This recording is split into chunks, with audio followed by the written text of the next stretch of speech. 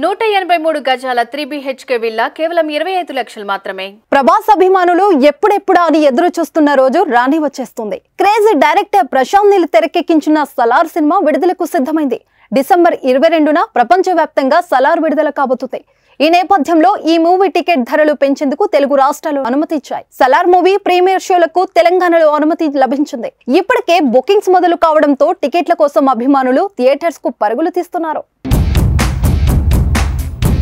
Telangana multiplex లో 100 రూపాయలు, single theatre లో 65 రూపాయలు పెంచుకునేలా ప్రభుత్వం గ్రీన్ సిగ్నల్ ఇచ్చింది. ఏపీలో మాత్రం టికెట్ ధరను 40 రూపాయల చొప్పున పెంచుకునేందుకు ప్రభుత్వం అనుమతి ఇచ్చింది. సినిమా విడుదలైన రోజు నుండి డిసెంబర్ 28 వరకు టికెట్ ధరల పెంపునకు తెలంగాణ ప్రభుత్వం వెసులుబాటు కల్పించింది. ఏపీలో సినిమా విడుదలైన 10 రోజుల వరకే పెరిగిన ధరలు అమల్లో ఉంటాయని స్పష్టం చేసింది. ఏపీలో సలార్ సినిమా బెనిఫిట్ షోకు అనుమతి ఇవ్వలేదు. తెలంగాణలో మాత్రం 20 థియేటర్లు మాత్రమే అర్ధరాత్రి 1 గంట బెనిఫిట్ షోకు అనుమతి ఇచ్చింది. సాధారణ ప్రదర్శనలతో పాటు అదనంగా ఉదయం 4 గంటల నుంచి 6 ఆట ప్రదర్శించుకోవచ్చని అవకాశం కల్పించింది.